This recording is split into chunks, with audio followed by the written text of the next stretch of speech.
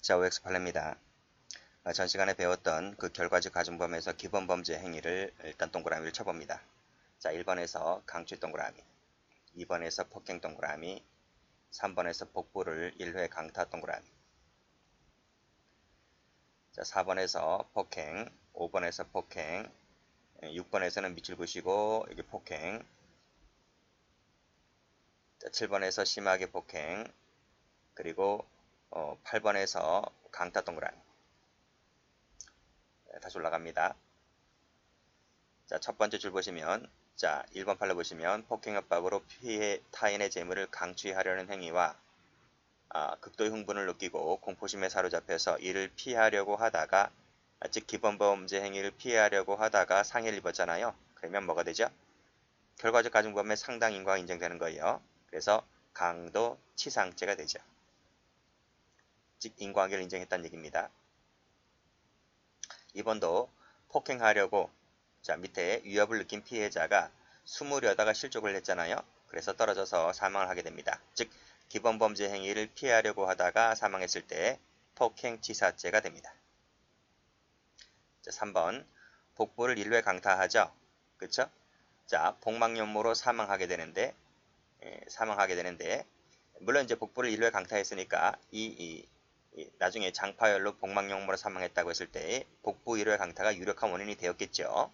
근데 거기에 개입되어 있는 것이 이 수술 지연이라고 하는 부분이 개입되어 있습니다. 공동 원인이 되었다 손치더라도 이것이 결정적이었다는 거죠. 그랬을 때 이 수술 지연은 이 인과관계를 중앙 인과관계를 단절시키지 못합니다. 그래서 폭행치사죄가 되는 거죠. 자, 4번도 폭행 행위로 인해서 뇌출혈로 일으켜서 사망했잖아요. 이것이 뭐죠? 일 것처럼 똑같이 유력한 원인이 된 거예요. 근데 여기서 가만히 보면 고혈압 증세가 나왔네요. 고혈압. 그 다음에 이런 것은 전부 다 뭐다? 무시하라는 겁니다. 병약하다, 무시하라는 거죠. 왜? 절충적 상당인과 관계이기 때문에 이런 것은 예견 가능성 부분에서 탈락됩니다. 그렇죠? 이 사람이 고혈압이 있었는지 병약한지 내가 어떻게 알아요? 외견상 보고 그냥 패는 건데, 그렇죠? 라고 했을 때 또 여기도 마찬가지로 지병이 있는지 내가 어떻게 하냐고요. 이런 것은 다 무시한다. 예견 가능성 판단할 때 무시한다. 절충설이기 때문에. 자, 6번도 마찬가지로 심장 질환이 있었는지 만취됐는지 이런 것은 고려 대상이 되지 않는다는 거죠. 자, 7번도 관상 동맥 부전, 심근경색 이런 것은 다 제외시킵니다. 인과관계 판단할 때. 자, 그리고 8번도 보시면 지금 죽었잖아요. 심근경색증으로 죽었다 라고 했을 때 임산부를 때린 거예요. 임산부를 때렸다라고 했을 때 상해치사죄를 인정했습니다. 즉 상해죄 고의라는 거죠. 됐고 전부 다 중한 결과에 대한 예견 가능성이 인정되어서 결과적 가중범을 인정했던 판례들입니다. 자, 다음 페이지 가보죠. 자, 상해 동그라미. 가혹한 행위 나와 있죠. 동그라미. 경찰봉으로 때렸다. 경찰봉 동그라미. 자, 됐고 그 다음에 쭉 내려와서 여기 상해 동그라미, 여기 간음 동그라미, 강간 동그라미. 됐어요? 자, 올라갑니다. 자, 상해가 있은 다음에 사망했는데 얼마 만에 사망했어요? 바로 안 죽어도 돼요. 뭐 2개월 있다 죽든 3개월 있다 죽든 사망했다 할지라도 당연히 그 상해를 가할 당시에 자칫하다가는 사람이 죽을 수 있다는 점에 대해서 예견이 가능하단 말이죠. 그랬을 때 뭐 한 달 있다 죽든 두 달 있다 죽든 인과관계가 인정된다. 예견 가능성도 인정되고 상해치사죄라는 결과적 간유범을 인정합니다. 자, 경찰봉으로 때렸는데 결국 죽죠. 죽었는데 20시간이 지났다 하더라도 인과관계가 단절되지를 않습니다. 그래서 이 부분도 무슨 죄의 고의로 나왔는지 모르겠는데 폭행죄 고의라면 폭행치사가 되는 거고 상해죄의 고의라면 상해치사가 되는 거예요. 어쨌든 인과관계가 있다 이렇게 봤습니다. 자, 지금 가혹한 행위를 하죠. 자, 보세요. 피고인이 아파트 안방에서 못질을 하여 동거하던 피해자가 술집을 나갈 수 없게 감금하였다. 즉 이 피고인과 피해자는 술집에서 만난 사이예요. 그래서 이제 같이 동거하던 관계였습니다. 자, 근데 같이 동거한다 하더라도 지금 자기가 살고 있는 같이 사는 여자가 지금 술집에 나간다는 게 계속 나간다는 게 좀 남자로서는 그렇잖아요. 못 나가게 합니다. 근데 여자는 자꾸 나가는가 봐요.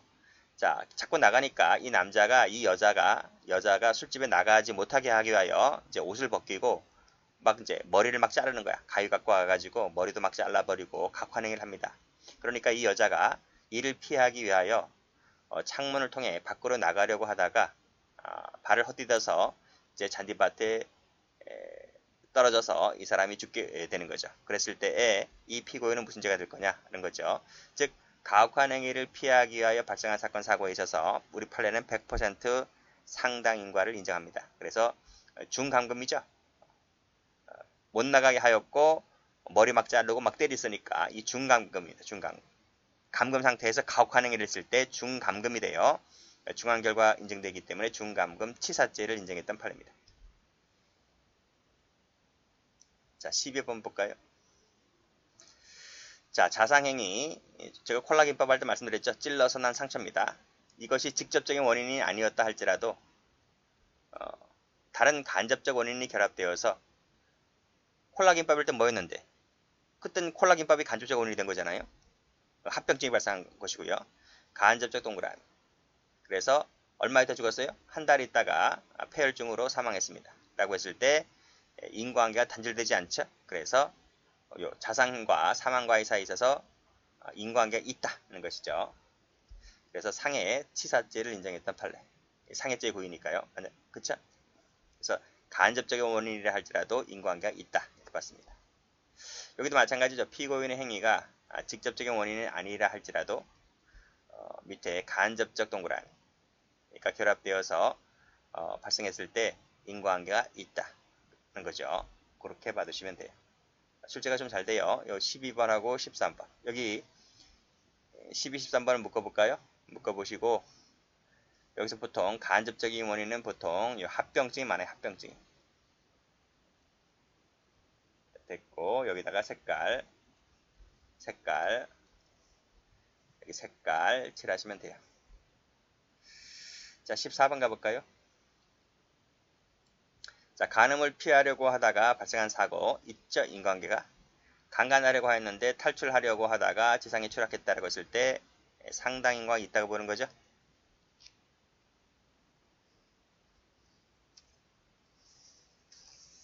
자, 다음 페이지입니다. 다음 페이지도 보시면 자, 요 감금 동그라미 쳐보세요. 그 다음에 17시간 동안 묶었다 동그라미 쳐보시고 충격 동그라미 치시고 자, 다음 여기도 충격 동그라미 치시고 여기서는 주의무를 게을리 동그라미 쳐보세요. 자, 횡단보도를 걷던 보행자 갑입니다. 갑. 보행자 갑을 들이받았다. 동그라미 쳐보세요. 자, 올라갑니다. 자, 15번. 자, 6, 70km 속도로 진행했다. 내리지 못하게 하는 거죠. 달리는 차량에서 내리지 못하게 하면 감금이 됩니다. 그와 같은 감금 상태를 벗어날 목적, 즉 피하려고 하다가 지금 사망에 이르게 되잖아요.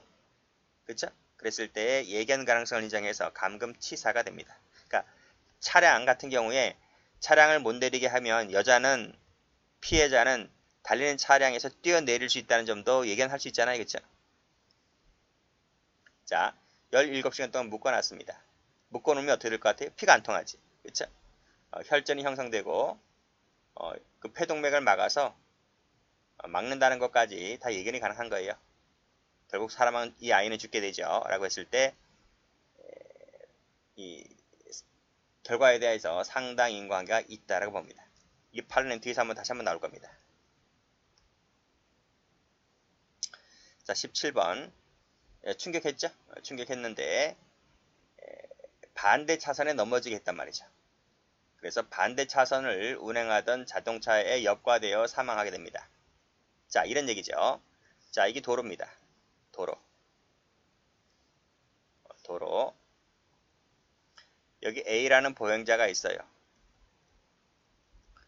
갑이라는 승용차가 이 사람을 들이받아요. 받으니까 이 보행자가 튕겨나가요. 튕겨나가서 이 반대 차선 쪽에다가 이렇게 치여서 저쪽 차선에 가 있단 말이죠. 누워 있단 말이죠. 그쵸? 자, 저쪽에 뭐가 옵니까? 을리라는 차량이 오잖아요. 차량이 이렇게 온단 말이죠. 근데 차량이 달려가고 있는데 갑자기 자기 앞에서 뭐가 뚝 떨어지는 거예요. 뚝 떨어지는 순간에 이 을이라는 사람이 브레이크를 밟는다 할지라도 이걸 막을 수 있어요? 자기 앞에 뚝 떨어지는데. 그래서 여기서 사망하게 됩니다. 즉사하게 되는 거지.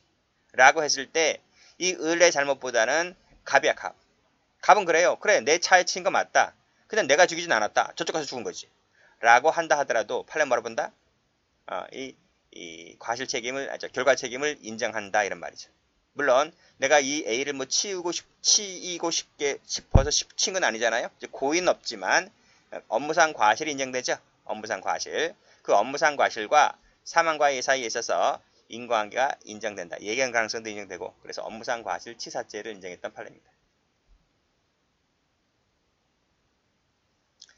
피고인이 야간에 오토바이를 운전했습니다. 운전하다가 도로에 무단 횡단하던 피해자를 충격했습니다. 쓰러졌겠죠? 전도됐습니다. 넘어졌다는 얘기입니다. 40초, 60초 후에 다른 사람이 운전하던 운전하던 트럭이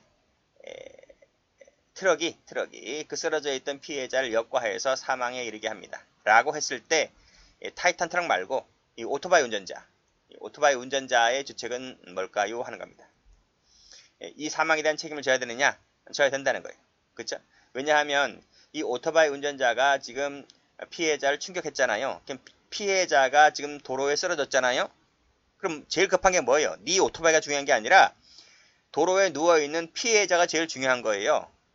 40초에서 60초라면 1분 동안의 시간적 여유가 있었잖아요. 그러면 빨리 너도 뭐 부상 입었겠지만 빨리 이 피해자를 도로에서 인도로 끌고 나와야 되잖아요. 그 왜 안 했냐는 거지. 그 왜 안 했냐. 그래서 야간이다 보니까 타이탄 트럭이 그쵸? 전방 주의 의무를 제대로 하지 못하여 도로에 쓰러져 있던 피해자를 역과하여 사망케 하였을 때 이 사망에 대해서 너도 책임져라 이런 말입니다. 너도 책임져라. 그쵸? 라고 했을 때 우리 판례는 상당 인과가 있다 라고 봤습니다. 자, 다음 판례입니다. 재밌는 판례인데요. 자동차 운전자가 주의무를 게을리했다. 이 주의무 게을리한 것이 밑에 20번에 보면 사고의 직접적인 원인이 되었다고 하는 것인데 그런 취지하에서 보면 19번도 똑같이 이 주의무 게을리한 것이 사고의 직접적인 원인이 되었다고 볼 수 있습니다. 자, 열차 건널목을 그대로 건너는 바람에 열차와 충돌하게 된 겁니다. 밑에 피해자는 타고 가던 자전거에서 내려서 열차가 지나가기를 기다리고 있다가 위충돌 사고 때문에 놀라 넘어졌다는 거예요. 자, 놀라 넘어졌다 동그라미. 그래서 상처를 입게 되었다면 위자동차와 피해자가 직접 충돌하지는 아니하였다 할지라도 가로 열고 닫고 상당 인과관계가 있다고 봤습니다. 자, 출제가 무수히 많이 된 판례죠. 최근 판례 봅니다. 이것도 마찬가지입니다. 주의 의무를 다하지 못한 것이 사고의 직접적인 원인이 되었었다면 밑에 자동차가 보행자를 직접 충돌한 것이 아니라는 거죠. 따라서 보행자가 급정거에 놀라 도로에 넘어졌다. 급정거에 놀라 도로에 넘어졌다. 동그라미 치시고 그래서 상해를 입었다면 역시 상당 인과관계가 있다 라고 봤습니다. 이 두 가지 판례가 유사한 점이 많죠. 정리를 꼭 좀 해두시기 바랍니다. 그래서 여기를 색깔 칠하고요. 여기를 색깔 칠할게요. 우리 뭐라고 합니까? 비접촉사고입니다. 비접촉사고라 할지라도 상당 인과관계를 인정한 판례, 출제 가능성이 높은 판례들입니다. 자, 20번 보죠. 피고인이 자동차를 운전하다 횡단보도를 걷던 보행자 갑을 들이받습니다. 들이받아요. 이 부분은 과실이 있는 거죠, 이 사람이? 근데 그 충격으로 횡단보도 바깥에서 걷던 피해자 을이 밀려 넘어지면서 상해를 입어요. 이 차량의 운전자는 그래요. 그래, 횡단보도를 걷던 보행자 갑을 들이받은 부분은 내 잘못이니까 내가 책임지는 건 맞는데 횡단보도 바깥에서 걷고 있던 사람은 아니 횡단보도를 건너면 횡단보도 금 안에서 건너야지 왜 바깥에서 건너냐? 그건 내 잘못이 아니다. 난 책임 못 지겠다라고 했지만 판례 뭐라 그래요? 그것도 책임지라 이겁니다. 우리 횡단보도 많이 건너잖아요. 자, 이 도로입니다. 가운데에 횡단보도가 있죠, 이렇게.